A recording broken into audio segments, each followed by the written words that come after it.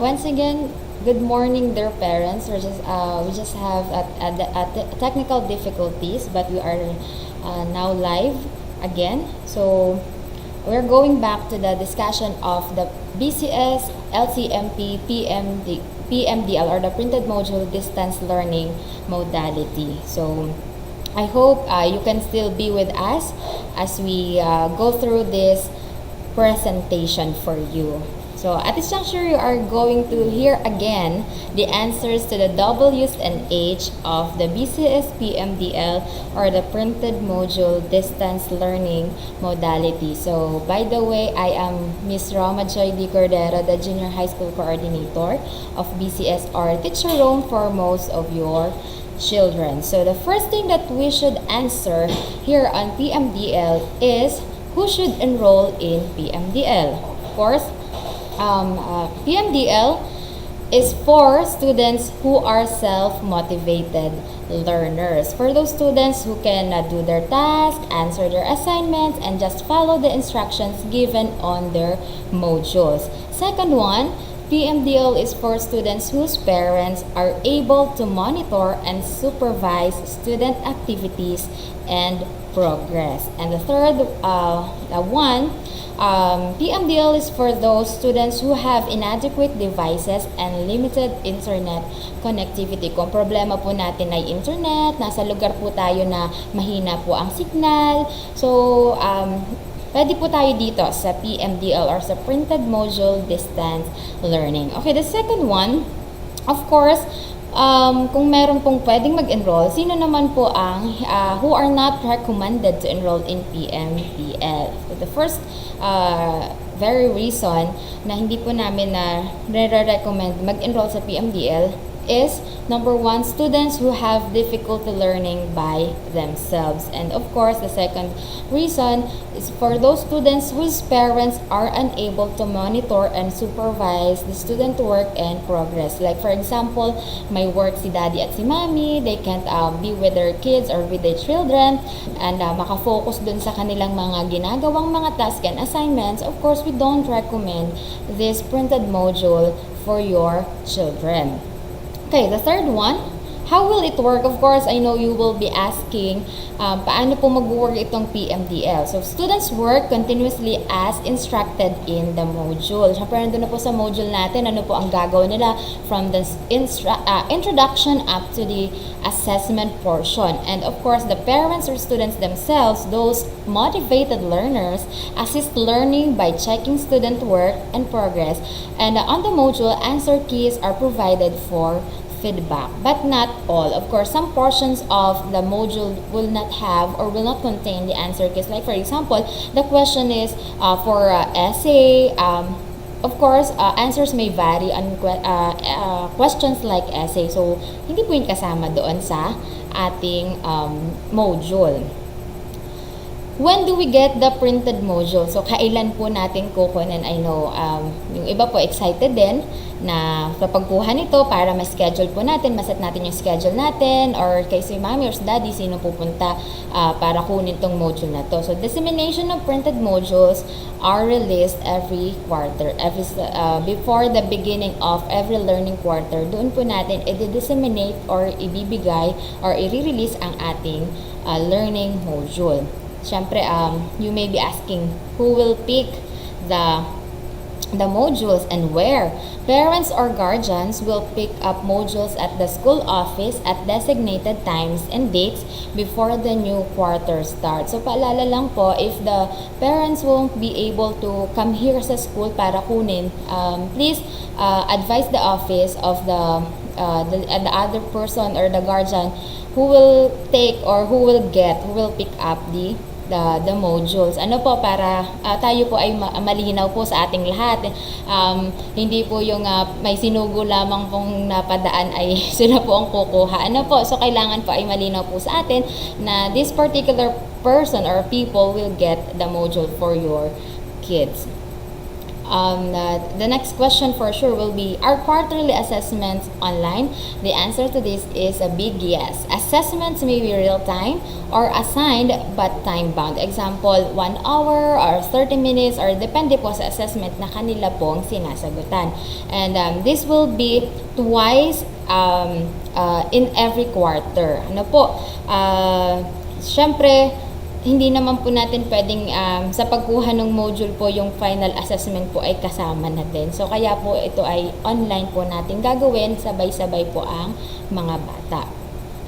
Okay, so I think that would end my part. So once again, I am Teacher Rome, and I hope I have shed some light on you on how our school year 2020-2021 will work, especially if you choose PMDL for your children. And if you have more questions regarding PMDL, just type it on the live chat, and we will try to answer your questions. And for the next part of our presentation, here again is Teacher Mercy.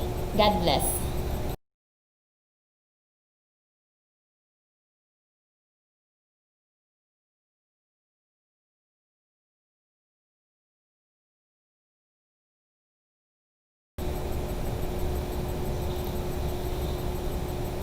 So good morning again, everyone. So I'll be discussing to you Learn at Home or a homeschool through Vibal Publishing. So what is Learn at Home? So this is Vival's home-based teaching and learning solutions and programs. So it is powered by Vival, as you can see on your screen. And these are the samples of books or materials that they will be using. So who should enroll in Learn at Home? Who should be enrolled? Okay, so students whose parents are stay at home and able to teach their kids using the Learner Teacher Kit. So if their parents are busy, I suggest that they will not use this one. Okay, so just because parents will serve as the teacher and facilitator for their child's learning and lessons. So who should not or who are not recommended to learn in homeschool or learn at home? So students who enjoy GASTPE assistance or ESC. This is given to junior high school students. So please remember that the Vibal Learn at Home system only offers completion in 5 academic subjects, namely English, Mathematics, Filipino, Science, and Ariling Panlipunan. So wala po tayo dyang Bible or ESP, MAPE, TLE. Okay? So students enrolled will be promoted to the next grade level. Of course, they are included in BCS roster but not qualified for honor roll. Okay, so and also in addition, so all lessons and assessments are done at home with parents as their teachers. Okay, so thank you once again. So to move on, we have Ma'am Feby here to discuss government assistance to students in private education or GASTPE. Thank you and God bless.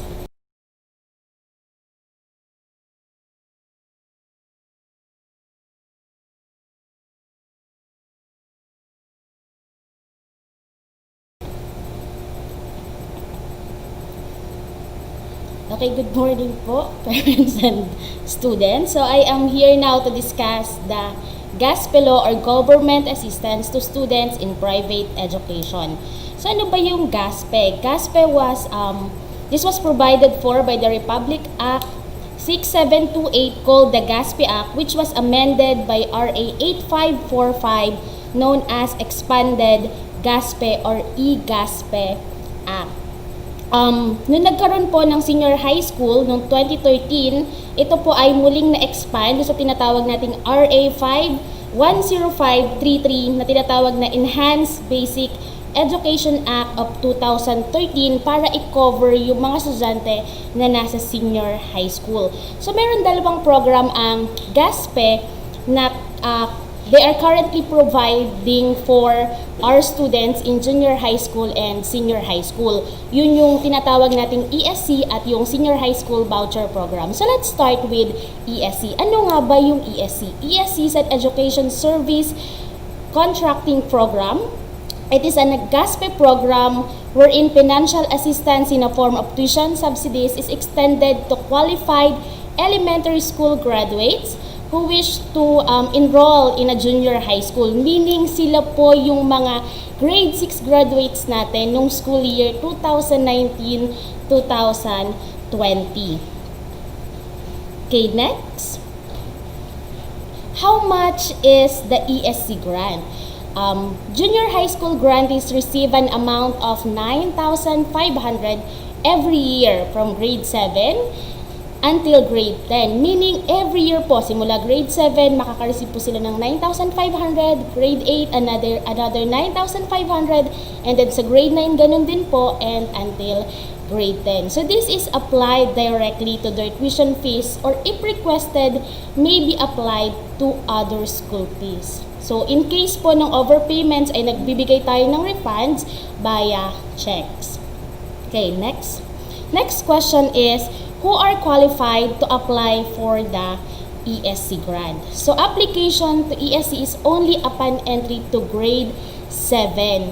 ESC grant is retained through 4 years if the student is promoted to the next grade level and has no failing grade in any learning area. Meaning, kailangan po nilang pasahan lahat po ng subject nila. Kahit wala naman pong ESC, yun po yung lagi natin ginugusto sa atin pong mga anak. So, ESC may only be applied to PAYAC accredited private schools like Batangas Christian School. Tayo po ay PAYAC accredited private school, meaning meron po tayong tinatawag nitong ESC. Okay, so by the way, wala pong, ma'am, pwede po bang i-apply? Ang anak ko po incoming grade 8, pwede po ba siyang i-apply dito sa tinatawag na ESC? Hindi po. Ang ESC po ay ina-apply lang for incoming grade 7. Meaning, wala pong bagong ESC grant ang pwede nating i-award sa higher level like grade 8, grade 9, and grade 10. Okay, next question is, how are ESC grantees selected? So, meron po tayong review board. Each ESC participating school has a school committee that will select grade 7 ESC grantees. The grant remain in force for the next school year. Nakalagay po doon ay in force for the next school year. Kasi ibig sabihin, once na na-awardan ka na ng ESC, once na ikaw ay ESC grantee na, dala-dala mo na yung grant na yon hanggang grade 10. Given na, sabi nga po kanina, ay papasa ka every year sa lahat po ng subject na ikaw ay mapupromote sa next grade level. At hanggat ikaw ay nag-aaral sa isang ESC participating junior high school like Batangas Christian School. Okay, next question naman ay, ano naman yung senior high school voucher program? Kung ang junior high school ay meron tinatawag na ESC, ang senior high school naman po ay meron tinatawag na senior high school VP. Now, it is again a GASTPE program wherein financial assistance is extended to qualified grade 10 completers na naghahangad o nagnanais na makapag-aral sa isang pribadong paaralan. Ma'am, lahat po ba ng estudyante ay qualified dito po sa tinatawag nating senior high school voucher program? Merong 5 category yung senior high school voucher program. So, meron tayong category A, category B, category C, category D, at category E na i-discuss ko pagkatapos po nitong sunod na tanong. Ang tanong ay, magkano yung senior high school voucher program? Kanina ang junior high school nakaka-receive ng 9,500. Ang senior high school naman po ay recipient ng 17,500 at 14,000. Depende kung saang category po papasok. So, ano ba yung tinatawag nating category? So, una, yung category A, sila yung grade 10 completers na graduate po ng public school. Ay category B, sila naman yung graduate ng state university and colleges and local universities. Category C, yun namang mga ESC grantees natin, yung nasa junior high school. Ibig sabihin, graduate sila sa isang private school na accredited ng PAPE. Okay, next is category D. Ito naman yung grade 10 completers in private school and are not ESC Grantees. And then category E ay students who took or will take alternative learning system o yung tinatawag natin ALS, and then yung A&E test, and then PE, PT. So, makikita, balik tayo dun sa slide. Okay, so makikita ninyo nakalagay dyan 17,500 automatic for public school completer. Ibig sabihin, once ikaw ay public school completer, pag pumasok ka sa isang private school, like Batangas Christian School, you'll receive 17,500.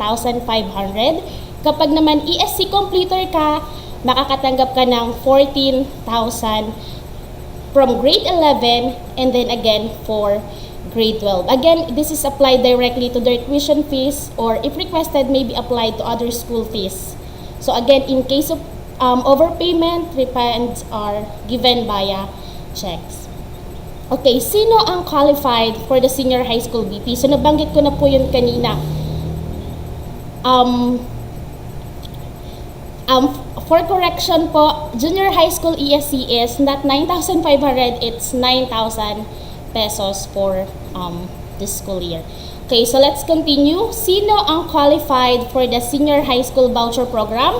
So ang qualified for junior high school voucher program, again, yung pong pasok sa category A, category B, at category C. Lahat ng DepEd public school grade 10 completers at lahat ng ESC grantees. Ma'am, paano naman po kami? Hindi po kami graduate ng public school. Kami po ay graduate ng private school at hindi po kami ESC grantee. Pwede po ba kami dito sa tinatawag na senior high school voucher program? Ang sagot po ay opo. Pwede po kayong mag-apply dito po sa link na nakikita po ninyo dito po sa ating screen. Ano yung obap.peyac.org.ph. Pwede pong mag-apply. Again, yung pong mga estudyante na galing ng private school na hindi po ESC grantees. As well as yung mga PEPT and ALS passers ay pwede din pong mag-apply dito po sa tinatawag nating senior high school voucher program. Okay, how are senior high school voucher applicants selected? So upon application, required paperwork must be submitted completely to be considered for processing. Application is processed by PEYAC review body, hindi po ng Batangas Christian School. No, kasi ang application po ay directly doon po sa PEYAC. Okay, so thank you for joining us dito po sa amin pong online parent orientation. Again, kung meron po kayong mga katanungan ay inyo lang pong i-comment dito po sa comment box na matatagpuan po ninyo sa baba at amin pong sasagutin ang inyo pong mga katanungan. Salamat po.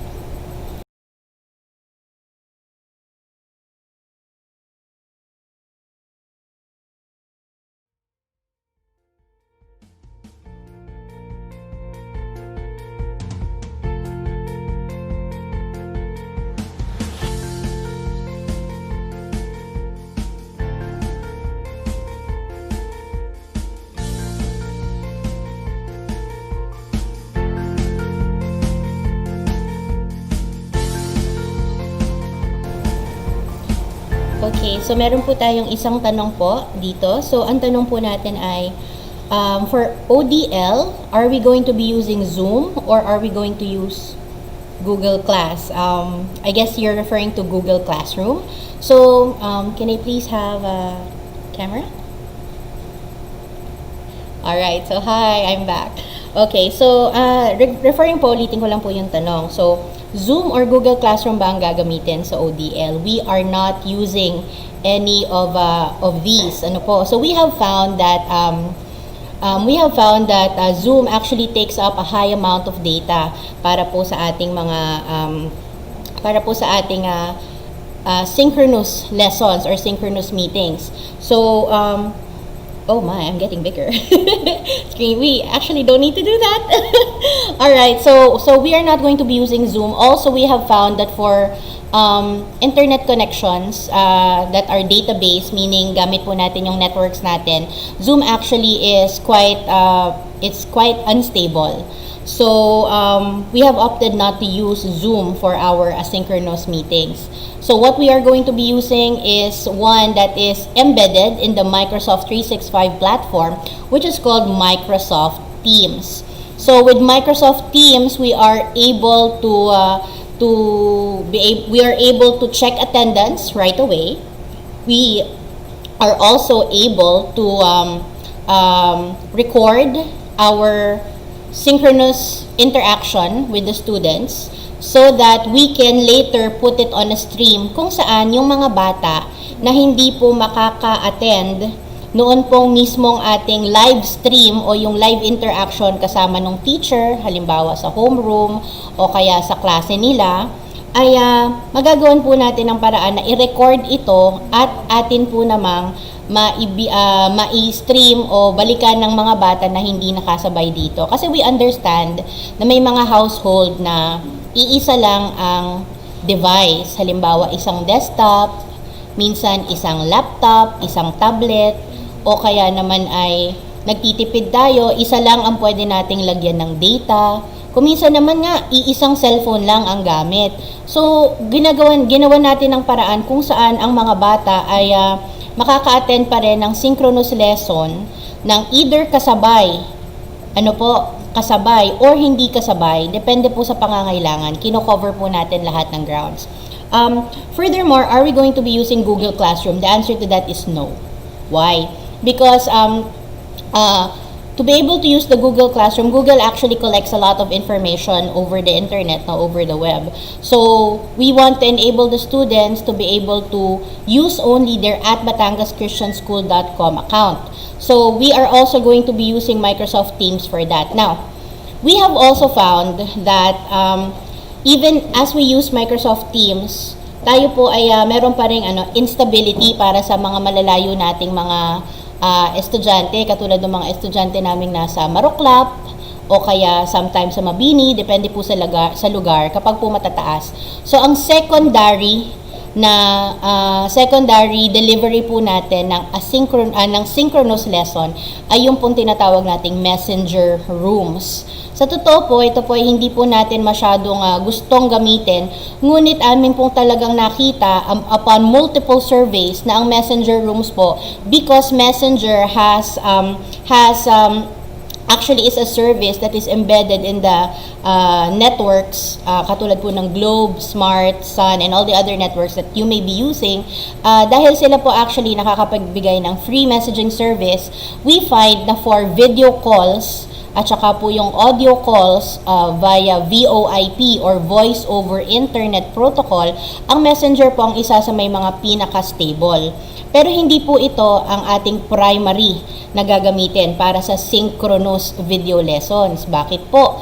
Kasi nga po, hindi tayo nakakapag-record dito. Bukod po doon, ayaw din po sana natin gamitin ito dahil ito ay isang social media platform. Pero ito po yung tinatawag nating secondary in case hindi po talaga kaya ng ability nung bata na makakonect doon sa ating Microsoft Teams. Are we going to be using Google Classroom? No, we are not going to be using Google Classroom. We are going to use Microsoft 365. And everything that is in Microsoft 365 is actually free. They are available online and they are available for you offline. I would just like to tell you that we are not using the Microsoft Office Suite. We are using Microsoft 365. But the Microsoft Office Suite works hand in hand. Kung meron na po kayong downloaded and licensed version po ninyo sa desktop niyan, that will work hand in hand with your Microsoft 365 na online applications. You will understand this further kapag po tayo ay nag-undergo na ng ating orientation. Alright, do we have other questions, co-teachers? Alright, so as far as we have been looking, wala pa pong questions. We are also available to answer your questions over our Facebook page. We are also available to answer your questions via our e-text messaging service. So yung pong previously enrolled na po natin na mga estudyante, nakakatanggap po kayo ng messages over that particular arena or field, pwede po kayong mag-text back diyan. Ayan po ay binabantayan ng ating admissions officer na si Sir Samuel Enriquez. You can also call us over the number. Ma'am, could you please flash yung ating text, yung ating phone? 980-6176. 980-6176. Yeah, just add the text. Just add the text, please. There you go. So we're going to be putting that on your screen. Just click OK. Let me take over. Alright, so we are putting on your screen right now. Yan po yung ating phone number. Alright, so this is our phone number at the office, 980-6176. You can also reach us once again over our FB page. Are there any more questions that are following? Wala na po talaga. Alright, you can also email us. You can also email us at, there are two ways that you can email us. If your concern is over enrollment, you can contact us at our admissions, BCS admissions at gmail.com. Alright, so if it's coming up really large in your screen, I apologize, but we're going to take care of that. So let me just take care of that for you. Whoops. Yeah, it's a little too big. Yeah. There we go. BCS admissions at gmail.com. And what else? Are we still live? Can they still see this? Okay. We also have our official account, or our official email also is admin at batangaschristianschool.com.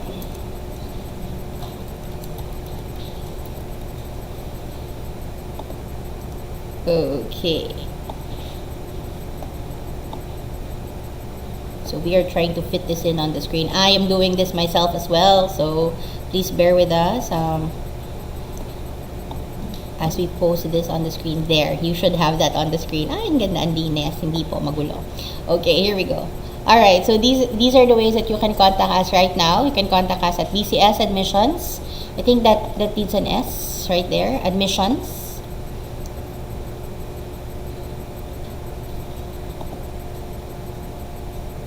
BCS Admissions at gmail.com. I'm early. You can jump in anytime and correct me for this. Alright, BCS Admissions at gmail.com and admission at batangaschristianschool.com. So if that's it for this morning, I wish I can gather all the other teachers to be here, but we are actually practicing physical distancing among our teachers, and as you can see, I even have a mask on right now. So so everybody, don't forget to pray, keep safe, and God bless you all. Thank you very much. Again, on behalf of our President, Pastor Ephraim Camacho, and our Principal, Visual Camacho, thank you for joining us this morning, and have a good day. Thank you.